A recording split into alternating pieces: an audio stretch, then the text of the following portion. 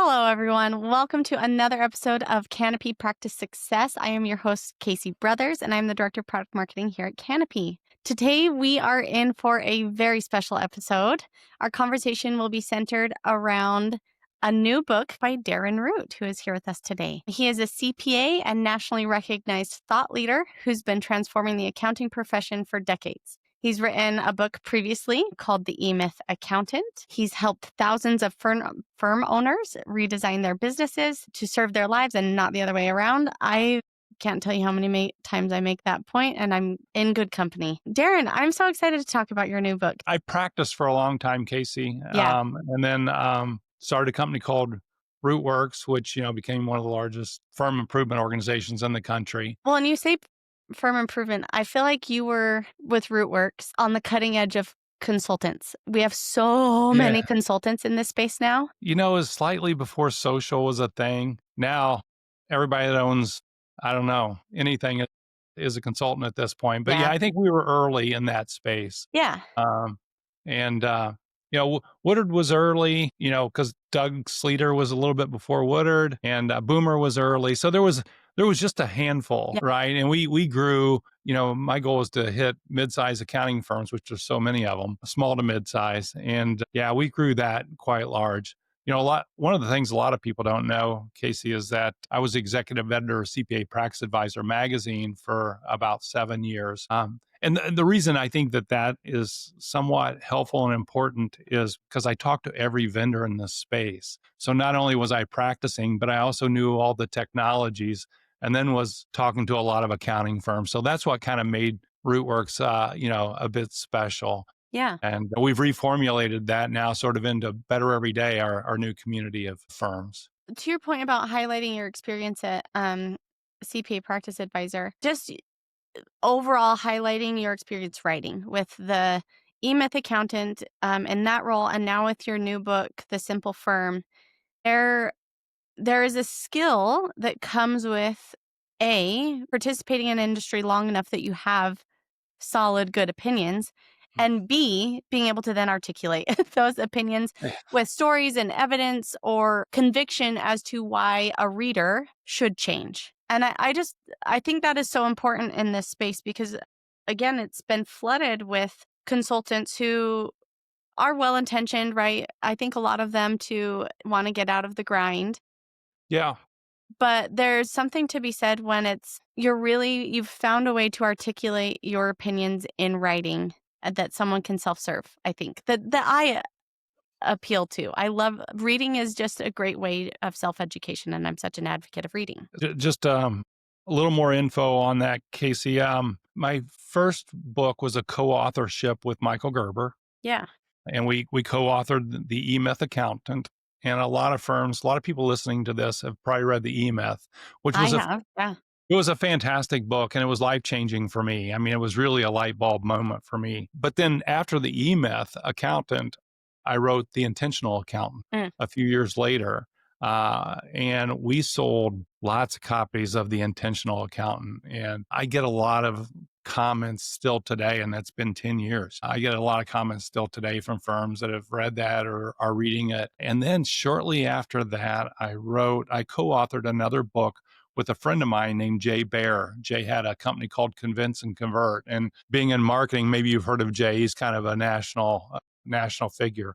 But he had written a New York Times bestseller called Utility, Youtility. And he and I co-authored a book called Utility for Accountants. And it was really how do you put yourself out there in a way that's helpful instead of just marketing? How does content marketing really become a Mm. thing? And again, this is back before content marketing was everything, right? So, and then go forward 10 years, and the Simple Firm really is the culmination of, I think, everything that I've learned from practicing for 35 years, talking to thousands of accounting firms, and try to simplify and get to the heart of why firms should change. Not to bash any other consultants that are out there, but I see so many sound bites Yeah. on I mean, that's social, and it's like, 2025.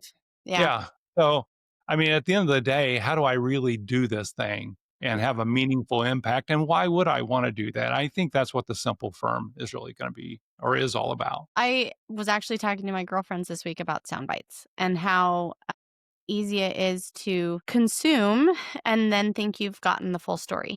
Yeah. And there's again a reason why you have written a book and not just published an op-ed somewhere, right? Right. There's a phrase that I love and lean on a lot, just the concept of slowing down to speed up. And I think that's again like it's worth reading books like yours, The Simple Firm, and some of the other ones you've listed. You mentioned the E-Myth. I read that years ago and I still reference it.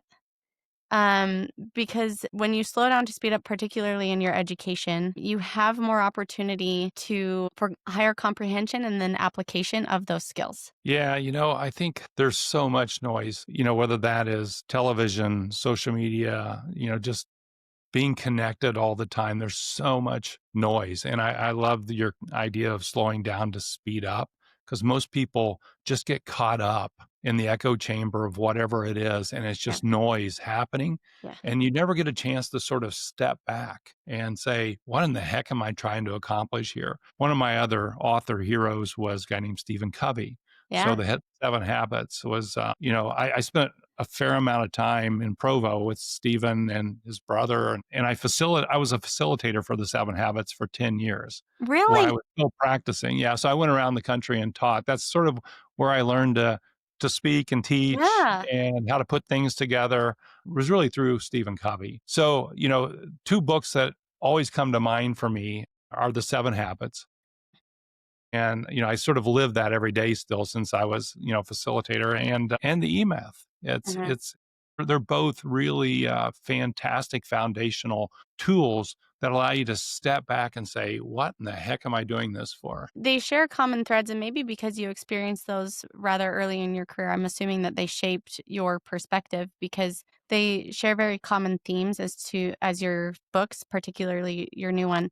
I mean, even just the title itself, The Simple Firm. You talk a bit in the beginning about burnout. We see a lot of that in the industry. I think and for me as I want to say an outsider because I'm not an accountant. I've referenced in a few other interviews I'm a daughter of an entrepreneur, so I've seen the entrepreneur Yeah. symptoms of not defining who your buyer is, your customer is, and taking any business. It's something that no matter what industry you're in, you're likely to succumb to just as an entrepreneur. And I think the tricky thing with accountants is because it's a very business centric skill, um, that it's maybe even a lot easier to think that you don't need to define who you're selling to or who you want to accept as a client, which then leads to burnout. There's some history around why I think accounting firms take on whatever wanders in their door in whatever way they wander in. Super early in my career, I'm not sure what the date is, but let's say that I started practicing in 1983. Okay. So it was somewhere around them or right before. Accountants couldn't advertise. Yes, it was illegal. It was illegal for accountants to advertise. So Same at with that lawyers, point, right? right, Yeah. right. Lawyers have done a better job at advertising. You have to Yeah. admit at this point. But, so accountants got used to, I mean, a lot of us were trained that was, kind of a bad word. I didn't even pay really any attention to it in college, when I was getting my accounting degree because it was just wasn't a thing. Do you know And why? just I don't one of those things. I don't know. I don't Okay. know what the purpose was. But on a slightly different note, you mentioned I wrote this book, The Simple Firm, but I think Mhm. the thing that's more interesting than even the title, The Simple Firm, is sort of my subheading. I'm pulling one over here, so I'll hold it up for you. For those of But you watching online. yeah, so the subheading is an accountant's path to professional freedom. And that, when you say burnout, Casey, I think it's that lack of freedom that burns people out. Mm, Because we're so deadline driven and we're so transactional and volume driven, doing oftentimes things that we don't just love doing because of that lack of marketing or not pulling in the right customers. So really this whole book and is around how do I, what is my path to freedom? And freedom, the way I've defined it in the book, is freedom of time. So how do I yeah. how do I get my time back so that I get to choose? right? And then the second part of that is freedom of money. You know, how do I generate enough Yeah. so I don't have to make bad choices? Like I don't have to take on that client that doesn't fit, or I can hire the right people. So how do I generate enough money? So it's freedom of time, freedom of money, and these are actually are progressive. And the next one is really freedom of relationships, because if you can have the time and you have the money, then you can choose who you want to work with, whether that's clients or team. And ultimately, that leads to freedom of purpose. You're getting to do this for the reasons that you want to do it. So that's how I define professional freedom inside the book. And really everything is in the book is leads you towards having the freedom to make those choices. Does that make sense? Yes, 100%. So what do you feel like gets in people's way that they can't make those choices, or they feel that they can't? What's happening there? Where's the gap?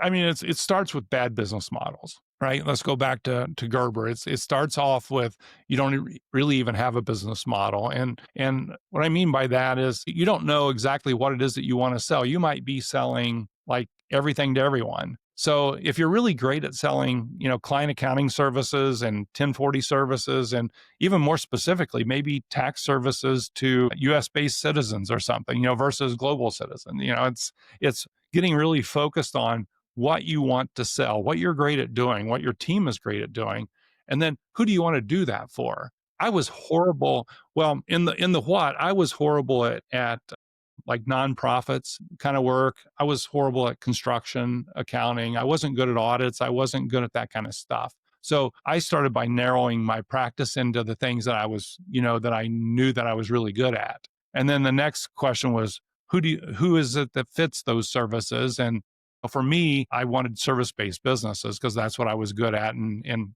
as time went on, I even narrowed that further into physicians and optometry practices and churches and things like that, things that I was really good at and had a knowledge base on. And then so it's what, who, and then how do you want to deliver that? What tools do you want to use to make this as easy and seamless and this beautiful experience as possible? And so that's kind of becomes your business model, your what, your who, and your how. Once you understand that, most firms don't understand that. They haven't spent the time to think about that. Then you can start thinking about, oh, who's the right kind of clients to fall into this business model or to be a part of this business model? Okay, you said the what, the who, and the how, but you left one out that I feel like is a pretty big deal, and that Okay.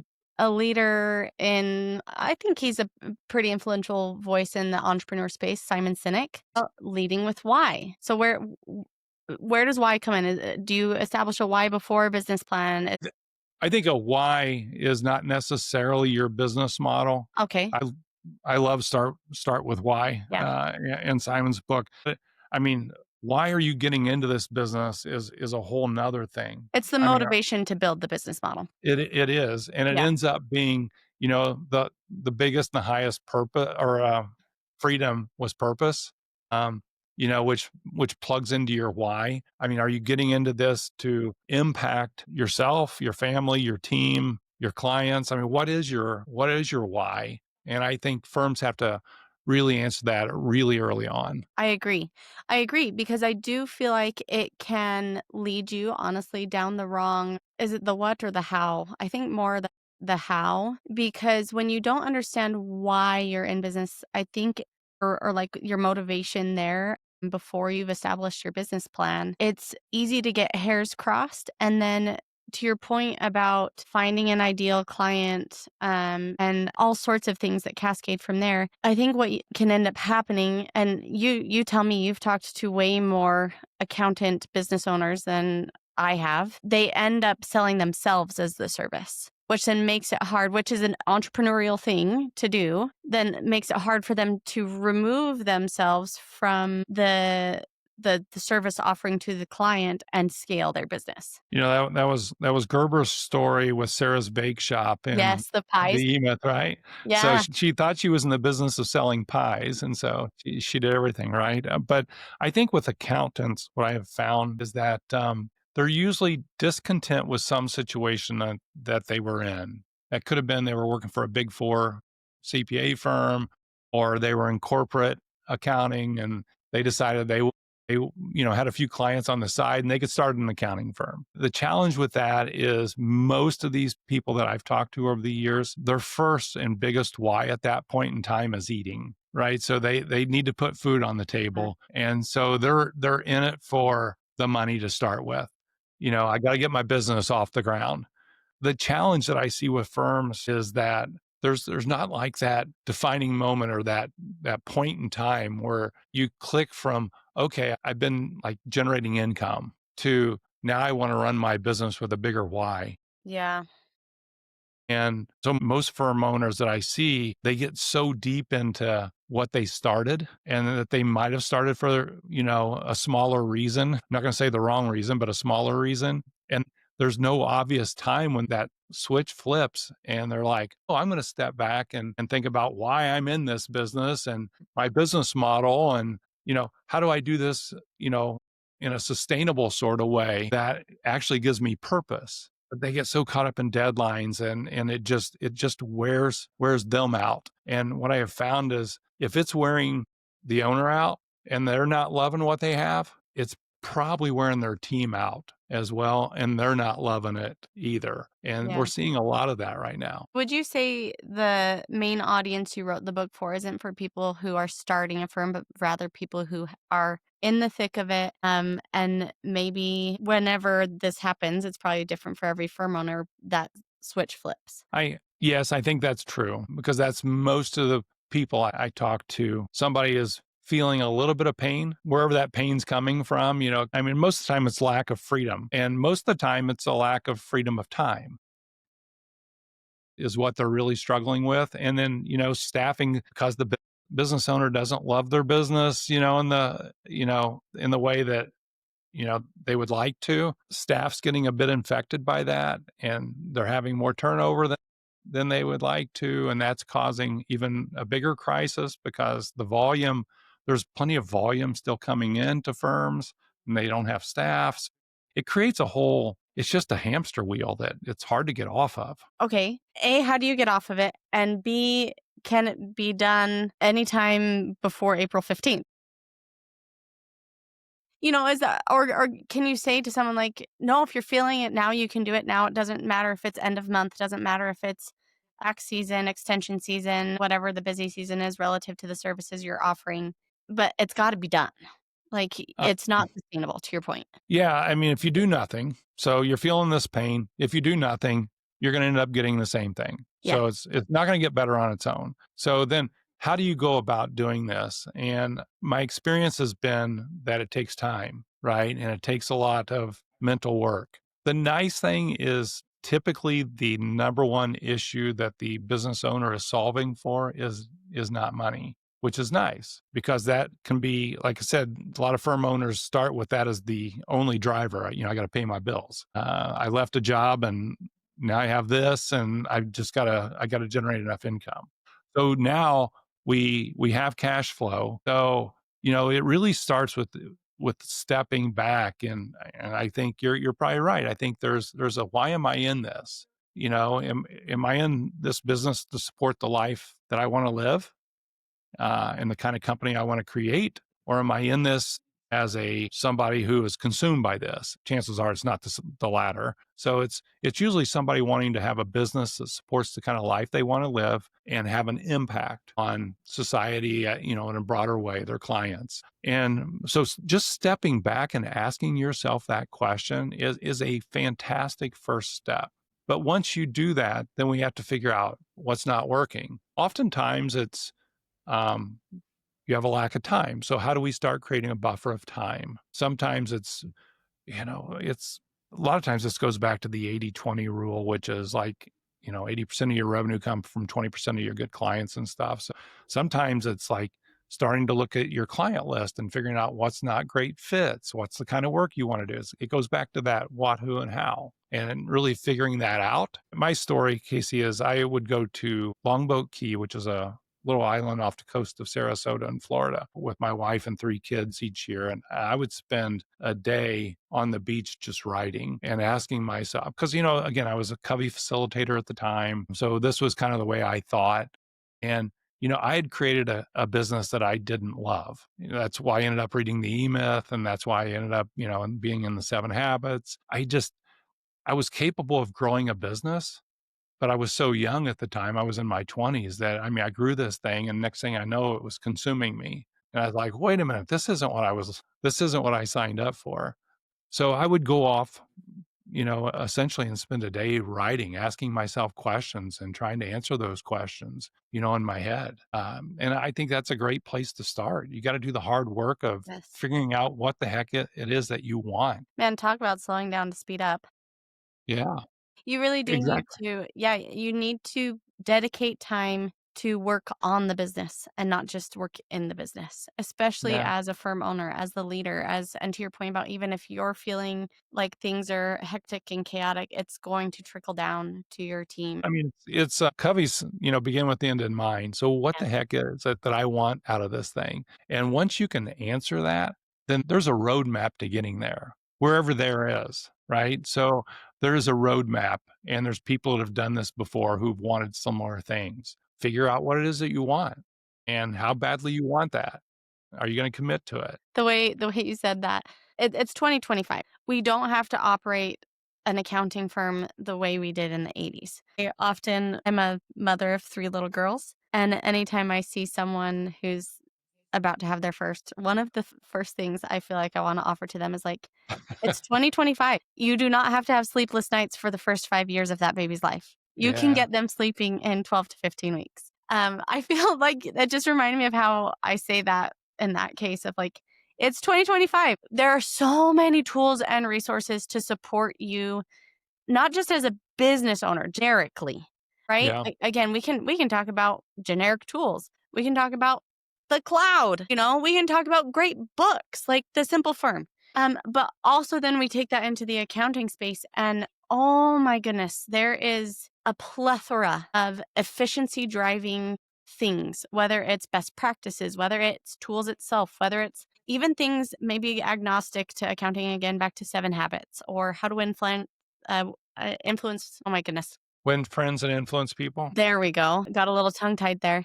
Or the E-Myth, right? Of things that will just help you be more efficient. You're not trying to run a marathon with 5-pound weights on your feet, right? There's no need. There was a time when, I had what they called an audit bag. You won't know what that is, but it's a giant briefcase that folds into like a square. And each night, I would have to take a pile of tax returns in that bag home so I could work on them at home in the evening. That's not the world we live No. in 2025. One of the things I say in the book is I believe that 85% of tax work, payroll work, client accounting work should be done leveraging technology Yeah. before a human ever has to get involved with that. So you just think about doing a 1040, at this point, there's technologies coming out, that are going to impact the way that's done, where that return is going to be virtually complete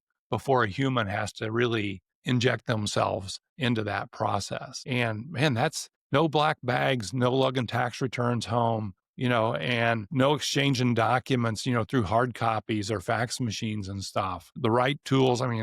A shout out to Canopy, I like to think of it as the first mile, the way you collect and interface with accountant or with your clients. And then the last mile, the way you deliver all that stuff. Canopy's made that super simple. And then there's tools in the middle that will take 85% of the process out of Yeah. doing the manual work that we used to do, all the transactional work, and allows us to step back. So I don't think there's ever been a more important time, Casey, to sort of step back and say, what the heck do I really want out of this company? What kind of clients do I want to serve? What kind of impact do I want to have? And do that. There's never been a better time. Yeah. I think, and this might be a hot take, so tell me if you think differently. Because I think there's a lot of natural human behavior going on here too, where these manual tasks are your comfort blanket. Absolutely. It's hard skills. Hard skills are easier to master than soft skills. And if we truly are, because I agree with you that 85% will be able to be managed or can be managed even currently by technology. That means, I mean, let's say, keeping it simple, 85% of the stuff, right? That means like maybe 20% of your time is taken up by that 85% now instead of Yep. 85% of your time, leaving you with 80% of your time. And that's going to be your soft skills. That's going to be communication. That's going to be strategic thinking and getting into advisory and doing that in a way that you're not tempted to revert back to these old models of just extending time and overcomplicating things. Again, maybe another hot take here. I don't know if accountants over glorify their hours spent. I feel like, at least in tech, luckily I'd entered my career at a time where I felt like it's kind of fading, or maybe it's also because I've never been in Silicon Valley. I've only been in Utah and the Silicon Slopes. Yeah. And I've been shielded from this badge of honor of I only slept 4 hours. But I feel like you get some of that with accountants with busy season. Like like, how can I be proud if I didn't do as much work in terms of time? And it's like, it's not time that matters. It's the output. Like, let's reorient.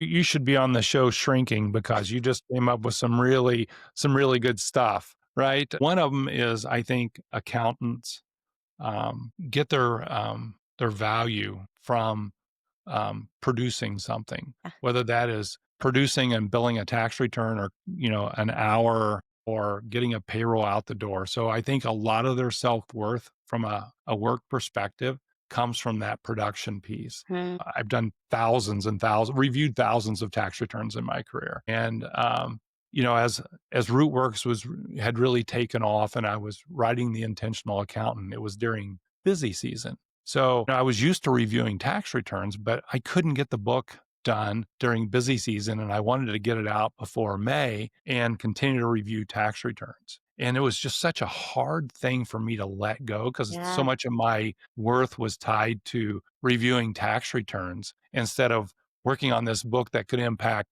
tens of thousands of people. And so I think you're spot on with that. And then I think the second point, and my dad was a practicing accountant before me. He loved going down to social clubs back then were called the Elks Club and stuff. So he loved going down there on Friday night and telling people that he got up at 4 a.m. and he was still at it at 8 o'clock that night. Like that was a part of the badge of honor that I didn't want to have when I got into the profession. But I think there's still a lot of that. Yeah. But I think the tide's turning on that. I sure hope so. As a working mom, I hear that and my heart aches because I am like, I love being a mom, Yeah. but I also love being a working mom. And I see my fellow colleagues who are working fathers. We don't talk about that often, Yeah. but like, I want my colleagues in any industry to be able to unplug and go do their second job of their family. That Yeah. honestly is their first job. The result, I put my blinders on a lot at work. I time block. I make decisions before decisions have to be made because I've found that indecision prevents me from getting to the task at hand Yeah. as quickly and being more efficient with my time, because both things are important to me and I want to perform well in both of those roles. And I'll throw in a third role of just a wife too. I want Yeah. to be able to perform well in all of these areas of life. I saw this ages ago, but it has stuck with me. A pie graph that one of my favorite authors posted, Greg McEwen. He's the author of Essentialism, and it was a juxtaposition of two pie graphs of like what we think of as success, and it had different areas. Salary was a big one, job Yeah. title. Like, and what if we thought of success as this way? And it was salary was still on there, title's still on there, but then time with kids or exercise or healthy sleep pattern. And I think that was for me kind of what Seven Habits was for you. That 7 Habits stuff is like, Yeah. what is it that you want to be as as a father, as a business leader, all these different things, Yeah. right? So you take the time to figure that out. It doesn't just naturally happen. You got to figure it out. And that's kind of beginning with the end in mind. So, yeah, I just think that, it's time for the profession. I thought that it was time for the profession to have, I would almost call it a manual Okay. for doing this because it's not just like in the book, I don't just talk about, oh, wouldn't it be nice if here's step by step. And it's chapter by chapter how to do this. And then I keep coming back to why you would want to do this. Right. And it really boils back to that freedom, that professional freedom. So you can do those other things that are more important. Okay, Darren, we're going to try something new here at the end of the episode. I'm going to do a rapid fire of a few questions. Oh, that's stressful. I know, you're on the spot. What's a workday ritual you never skip? Coffee with my wife in the morning in front of the fireplace. Yes, love it. What's one service you'll never offer again? Accounting services. I'm Being doing an other things. accountant. No, It's not I've that owned. simple. Yeah, it's not that simple. I mean, I love this profession, but I get more out of helping accounting firms Than by than operating a firm. operating anymore. Totally agree. Okay, fill in the blank. A great client is someone who Is a good fit for you and does the things that you want them to do. great. Darren, thank you. The Simple Firm by Darren Root is out. Go grab a copy. You can order off Amazon now, and I'd say the audiobook will be out in a couple of days. So by the time this is out, the audiobook will be out there too. And I Okay. sat and read for that for 3 days, Casey. So So that you was a you lot. were hydrating a lot. I was hydrating a lot. Well, Darren, it was a pleasure. Thank you so much. Yeah, I enjoyed it. Thanks, Casey.